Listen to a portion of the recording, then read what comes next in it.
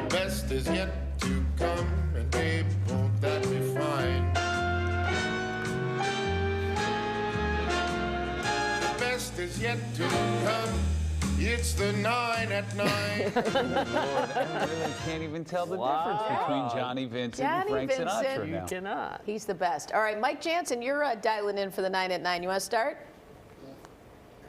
Yeah, you know what? This is a timely story because when you think of bunnies, of course, Easter coming up in a couple of days, but when you think of bunnies, you think of hopping.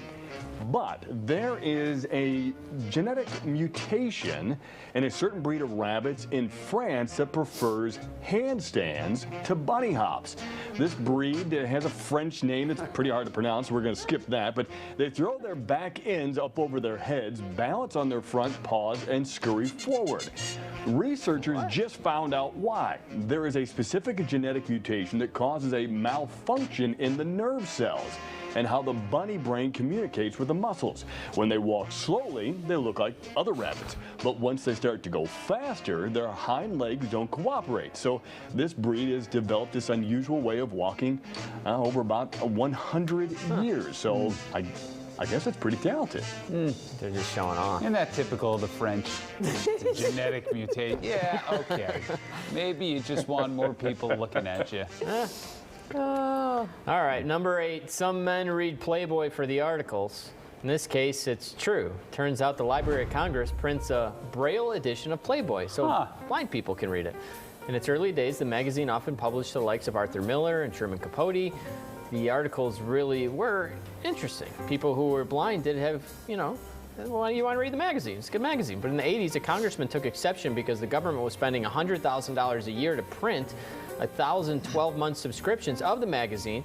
Congress voted to defund it, and ban the Braille version of Playboy. The blind community fought back, though. They took the case to court, and a judge overturned the Braille Playboy ban on First Amendment grounds.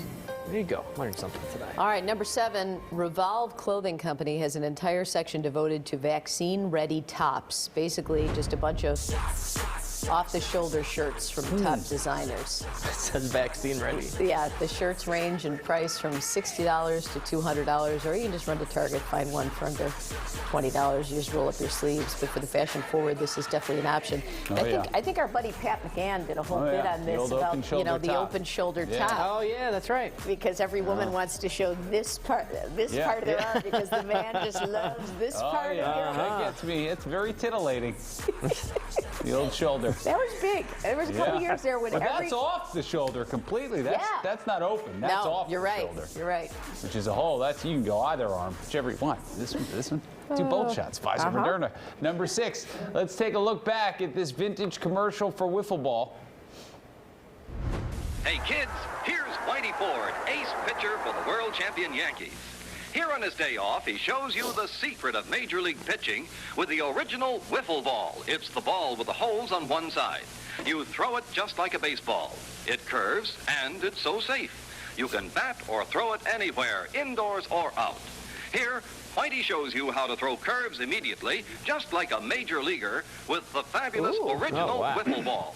Use an overhand delivery with all the wiffle holes on the left, and your pitch will curve to the left. Look at that. Throw the wiffle ball with the holes on the right for a breaking curve right. For a curving upshoot, deliver sidearm with the wiffle holes on the top. Oh, yeah. For a major league drop, Very pitch detailed. sidearm with the holes on the bottom. Wow. It's that simple.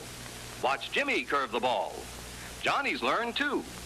So pitch and bat like a big leaguer with the original wiffle ball and bat. Jimmy, you like wiffle ball. Is that the technique you use? Yeah, we got a great setup in our backyard. Notice, too, that bat was made out of wood.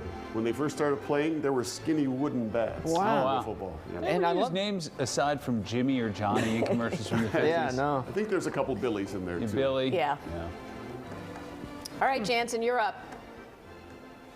Hey, number 6. Did you know the only wedding at the White House came in June of 1886? President Grover Cleveland was 49. His bride, Frances Folsom, was 21. this is where things kind of turn a little bit for you. It turns out President Cleveland knew his young bride since the day she was born. She was the daughter of his law partner. When she was 11, her father died in a carriage accident, and Grover provided financial support for Frances and her mother.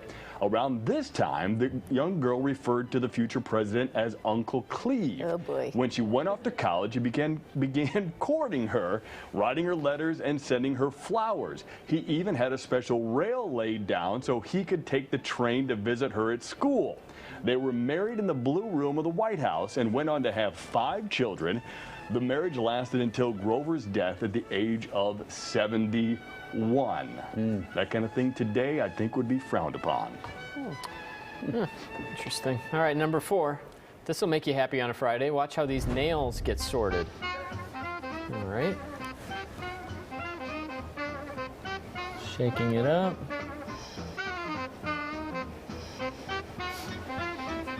Are we going to sort them Okay. anytime soon, or is that happening What? now? It does go with the Is music, Is it? though. Oh, That's hold on. for sure. Hold on. I think it's happening. Look. What? Look at that. Wait a minute. Oh. Can you do this with a Is bin this of in nails? is this in reverse? Is this a trick, Pat? Somebody I get don't know. Lou Manfredini on This the is phone. reverse See if this is video. Exactly possible. what I was going to say. I bet it's reverse video. That's Started why with them you're sorted the and then you trending shake it reporter, up. Marcus. You have to comb through countless crap videos like That's this right. and find the real ones. You have a gift. I think it's probably Yeah. reversed. What a bunch All of right. dopes we are. Number 3, not everyone loves Peeps, but they're a huge part of the Easter basket experience. We did a little Google search and found all sorts of recipes that include Peeps, either as ingredients or as toppings on cupcakes or other baked treats. So even if you don't like the taste of them, just enjoy the whimsy as we show you all of these lovely Peeps treats. Actually, a lot of the recipes were very kid-friendly, so you can do it with the whole family. That's Isn't fun. that fun? So it's just a recipe and you put a peep on it? Is that basically what it is? Some might be baked in. I don't know. I haven't been paying enough attention to the video here. I like a Peep, though. Oh, there you go. There's something baked. They're delicious. Nah. Yeah, you're. Sugar-covered marshmallow? What's not to like? Right? Not a Yeah, fan? I mean, half a peep is fine. That's about as far as it. Well, you listen, wouldn't- you're asking me. I don't put that processed sugar in my body, Robin. You know this. Yeah. What kind It's of a silly? machine. What kind of silly question Would you is use that a to ask peep me? to make a s'more, Robin? Oh, that's a nice twist. Giving her ideas. That's a nice twist. Maybe something for you and Alvin Yeah. this weekend. You building a fire usually, Robin? You doing that? Building a fire Yeah, for you the building a little s'mores? campfire yeah, see, at the that's house? where Okay. that whole plan goes right out the window because Right. I'm not doing that. why I she don't even know leaves how to her light early. the grill. That's right. That's why she just leave her early. She's splitting wood every day. Yeah, for she's the got a fire. day. flint out there too. Ah, She's it's doing it the exhausting. old-fashioned way. It's exhausting. All right, number 2, there's plenty to get angry about in this cruel world, but why do we call those little things that really make us go over the edge pet peeves? The pet in the term pet peeve has nothing to do with cats or dogs. It's more like something you cherish, like a pet project. And the word peeve comes from peevish, which means easily irritated. So pet peeves are the special things we treasure in life that annoy the heck out of us. Huh. I didn't get any of that. No, I don't really. Anybody else not understand that I didn't whatsoever? quite get it either. But it was a good read. Yeah, I tried my best. I was just told in my ear that the nail video was not reversed. Some people checked that out. Who checked it? I out? don't know. It's apparently Some somebody people. investigated and it Someone was in not this reversed. building? No, there's No. another internet source that says it's not in reverse. So anyway. All right, They number checked 1. with Lou Manfredini. Okay, yeah, there you go. This is really cool. Simone Gertz lives in Los Angeles, makes robotic stuff. She tweeted, "I built a chair for needy pets that always want to sit next to you. Take a look at it." I built a chair that's made both for humans and for pets. It has an extra broad seat and a built-in staircase so your cat or small dog can lay next to you whenever they want to. I call it the companion chair, and I built it because I have a very needy dog that refuses to fall asleep if she's not next to me. I hope you like it. Huh. Isn't that go. nice? Not a real comfortable chair for the human, though. You know, you could just use a couch. Right? I don't, you know. Am I lying? My dog gets up on my couch. Yeah. right next to me. I mean, my cat would still go on my lap and onto the keyboard and everything else. Wouldn't sit right there nicely, but. Oh, good idea, though. Yeah, nice. Stop trying new things, everybody. What's the point, right? Stop inventing. I keep We got trying to let enough. my wife's cat outside and gets messy.